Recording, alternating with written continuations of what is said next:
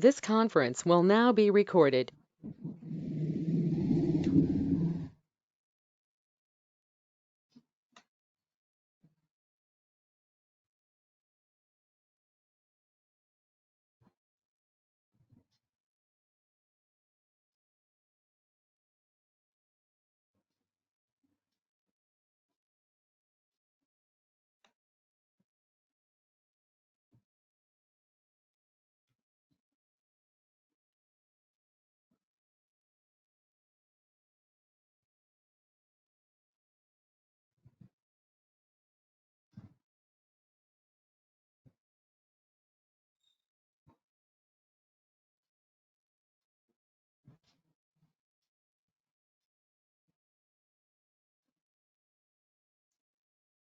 So this is the functional diagram of NA processor, and what is this the functional diagram?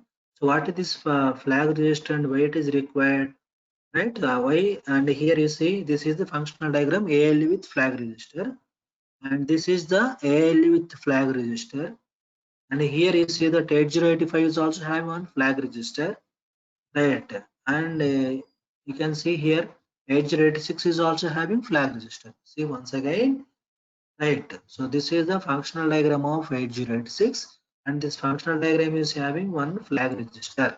Right. This various conditions of the results, where results are occurring, the results are occurring in ALU, because ALU stands for it performs arithmetic and logical operations. When it performs arithmetic and logical operations, various conditions of the results are stored as status bits called flags in flag register. That status carry is 1 bit, because when you perform addition, it generates carry. When you perform subtraction, it generates borrow. When you perform negative operations, it generates signed bit. Right. When you perform multiplication, it generates overflow. When you multiply 0 with any value, it generates 0, is called zero value, zero flag. So like that, various conditions of the results are stored as status bits called flags in flag register. That is the today's topic is called status register. See here, functional diagram is also having flag register. 4004 is also having flag register, and 8085 is also having one flag register, right? And this flag register is always in relation with ALUC, right? And if you see that 8086 is also having one status register, and this arithmetic and logical operation unit output, some of the output is going to this place, flags, right? What is that flags and all we will see today.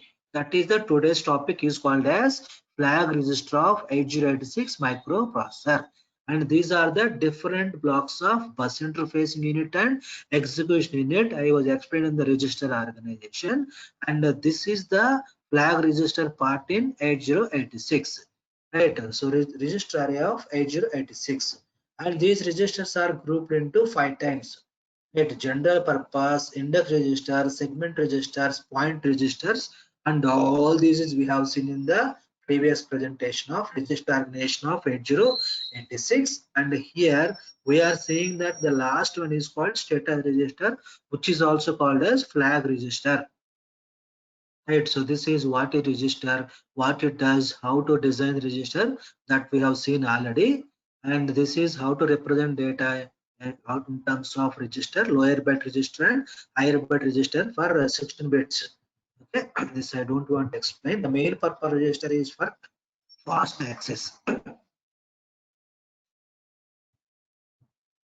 So status register is also called flag register, and 8051 second unit, this is called as program status what register or PSW register. Right, flag register. What is a flag? The flag register contains indicates the result of computation in the ALU to control the CPU operations. What is the flag register? The flag register contains indicates the result of computations in the ALU to control the CPU operations. This is the main definition of flag register. The results of the some of the results having some of the status or conditions, carry condition, borrow condition, zero condition, and all is known as flags, and that register is hold the data is known as flag register. So see here, there are totally 9 flags in 8086, whereas in 8085 only 5 flags are there. So along with those 5 flags of 8085, they have added one more flag in status register, and this 9 bits of the flag register is divided into 6 plus 3, 6 status flags and 3 control flags. Right, status flags are sign flag, zero flag, auxiliary parity flag, carry flag, and overflow flag. These are the 6 status flag. Sign flag represented with S, zero flag is represented with Z, auxiliary carry flag is represented with AC, parity flag is represented with P, carry flag is represented with CY, and overflow flag is represented with O or OF. And there are 3 control flags to control the processor: direction flag T, interrupt flag I, trap flag T. These are the 3 control flags and 6 status flags. So totally 9 flags. And out of 16 bits, 9 bits for representation of these 9, and remaining 7 are unused. Right here you can see that here X indicates, right, X indicates unused, and O D I T S Z A C P C Y, these are called as, right, flag bits. O stands for overflow, D stands for direction, I stands for interrupt, T stands for trap, S stands for sign, Z stands for zero, AC stands for auxiliary carry, P stands for parity, CY stands for carry. Right. So here, how to remember this flag register? It is very simple. I'll tell you the trick. One day, OD stands for one day, there was an international test series with the zero score. Again, practiced and played cricket.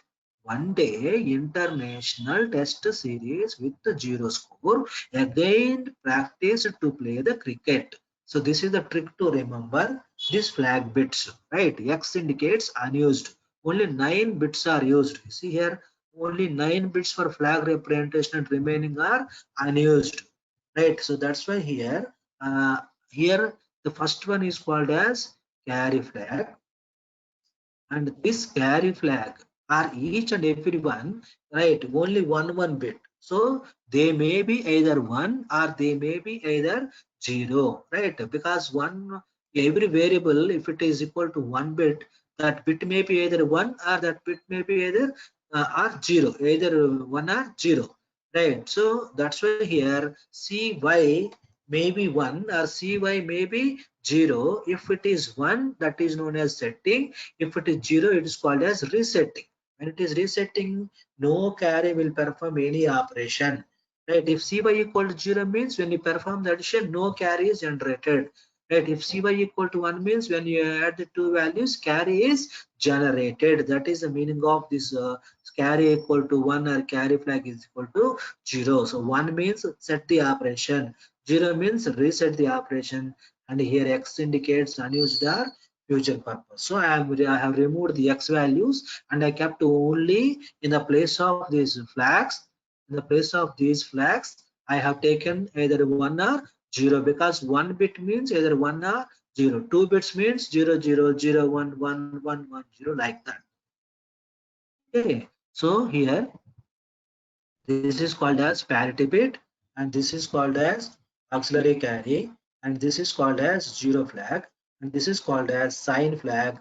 Right? T stands for trap flag, I stands for interrupt flag, D stands for direction flag, O stands for overflow flag. Right? These are the different flags representation with their names. Right? Now we will see one by one. One by one. Right. status flags. So status flags are used to indicate status of the operations. Okay. So what is meant by carry? In addition, carry will be generated, and in subtraction, bar will be generated. So, but here both are represented as carry only. Why? We will see that.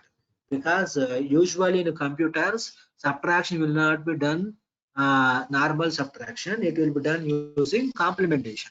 So when you are subtracting the two values using complementation, subtrahend and subtrahend and minute both are will be added, and the result will be generated again carry. So that's why in the case of subtraction, in the case of addition, right, it will be taken as carry only. Right. See, for example, we are having half adder circuit. So A and B are called as inputs, and S and C are called as output. So here S stands for sum bit and C stands for carry bit. So when carry will be generated, if I have two values, the two can be represented as sum 0 and carry 1. Okay, so here it is generating the carry bit.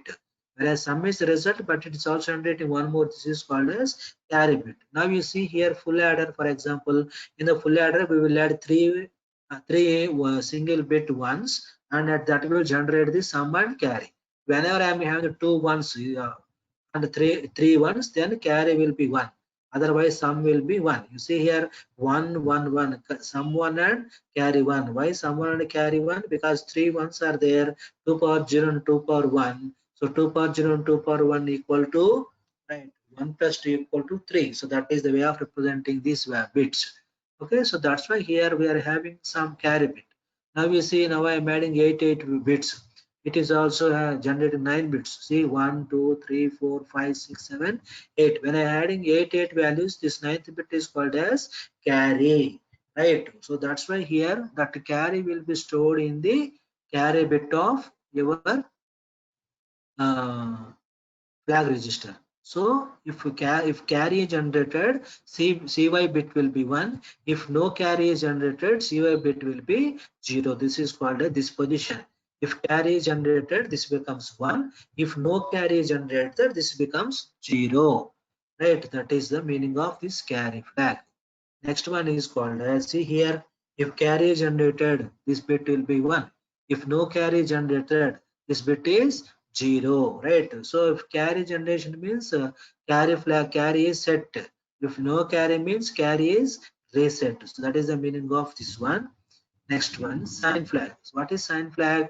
After any operation, if the MS bit B7 of the result is 1, it indicates the number is negative, and if it is 0, it indicates positive. You see here I am taking 8 bits. These are 4 bits and 4 bits, completely 8 bits. This is called 1 byte number.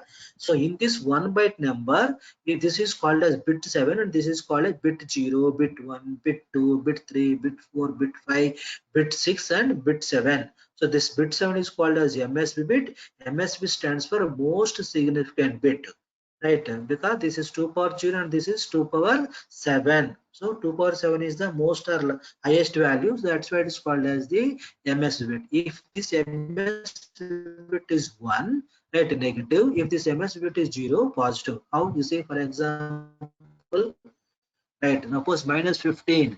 How to represent minus 15? This is the value, right? 1 0 1 1 1 1. So this is equal to, this last bit indicates 1, so it is nothing but negative value. You see, for example, 23, right? 23 is equal to 23 or not? You see 2 power 0, 2 power 1, 2 power 2, 2 power 3, 2 power 4. Right, 16 plus 4, 20, 20 plus 2, 22, 22 plus 1, 23. So it's a positive value. So when it is a positive value, so this bit must be 0. So minus 56, this bit must be 1. Plus 85, this bit must be 0. Like this, we have to remember, we have to represent, and we have to remember signed values. If this bit is 1, then, right, then sign flag must be 1. If this bit is 0, then sign flag must be 0. Means positive. If this, the sign flag must be 0. Right. See, subtraction here takes place by using 1's complement, 2's complement, and sign and magnitude. So what is sign and magnitude? 2's complement, and ones complement this role. And zero flag. What is zero flag?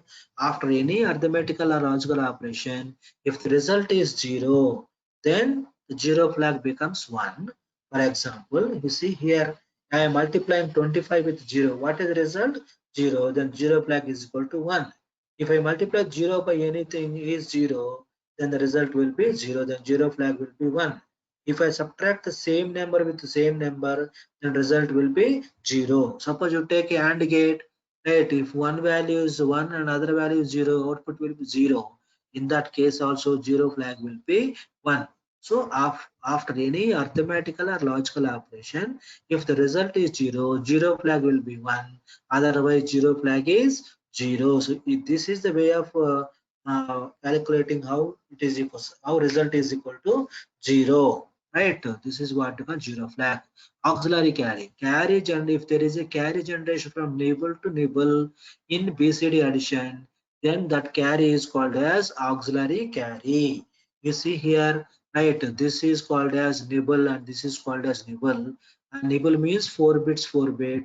From here 1 and 1 I am adding, and I am adding 1 and 1, some bit is 0 and carry is 1. So this bit is called as auxiliary carry.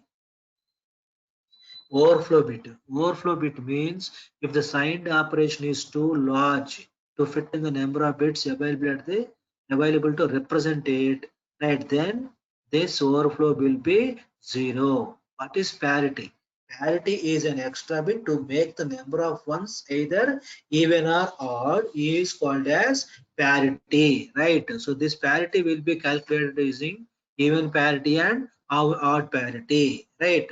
Parity is an extra bit to make the number of ones either even or odd values, right? So that's why here parity is two types, even and odd parity. So this parity mainly used for communication purpose. In that cases, if the processor is calculating the number of ones from transmitter to receiver, at the receiver side, if it is calculating the number of ones, if it is not meeting that, that is called as error. Otherwise, it will be received by the receiver. That is what we call the parity. So a single bit is appended to each data. Appending means adding to each data. That is what we call the parity bit. So see for example even parity. Right? Even parity means here the number of ones must be even. But here I am taking one, all are zeros. So how many ones are there? Only one. So how it can become two ones by writing one either left side or right side. Next you see 1, 2, 3, 4, 5, 6 ones are there in this value. So then add 0. So because 6 ones means even value. 1, 0, 0, 1, 0, 0, 1 means count number of ones 1, 2, 3. So 3 ones are there. Right. When you have 3 ones, then it is known as even parity. So example of odd parity 1 0 0 0 0 0. So how many ones are there?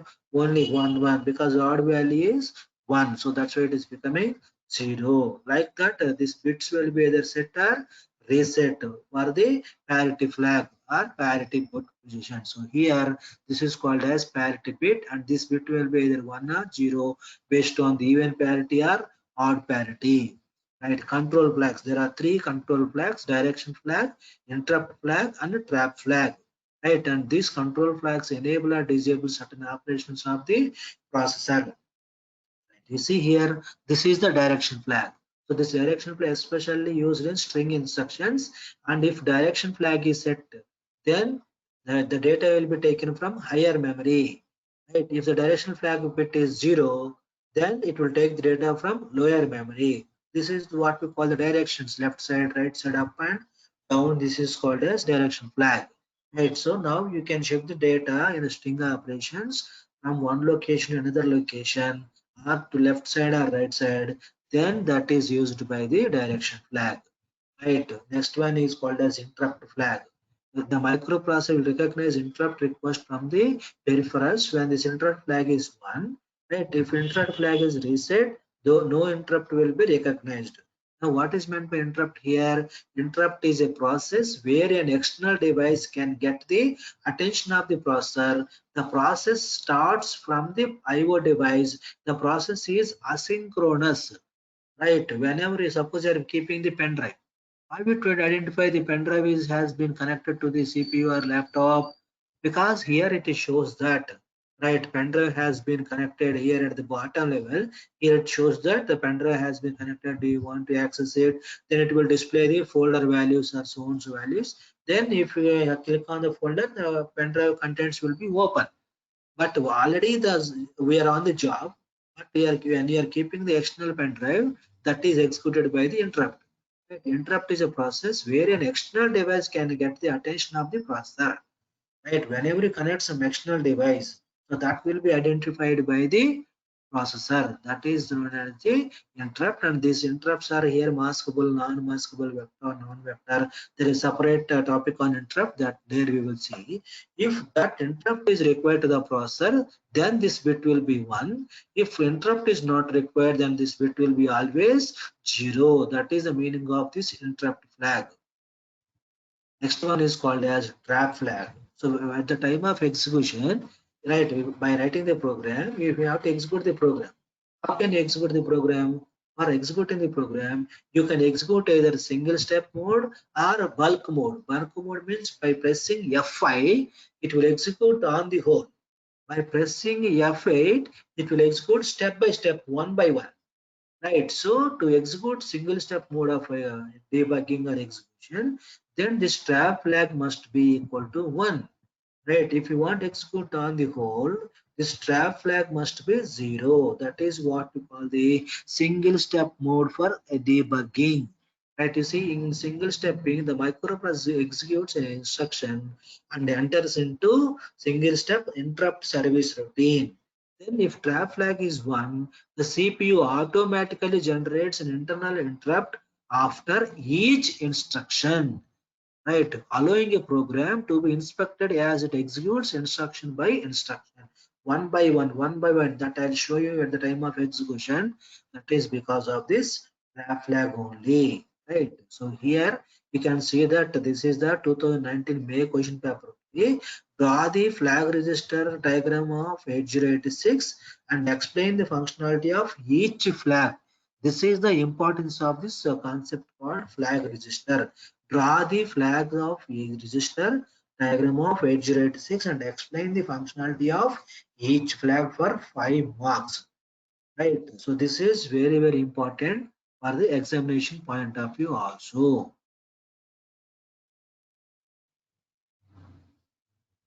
Right. So any questions, please ask me. And thank you very much.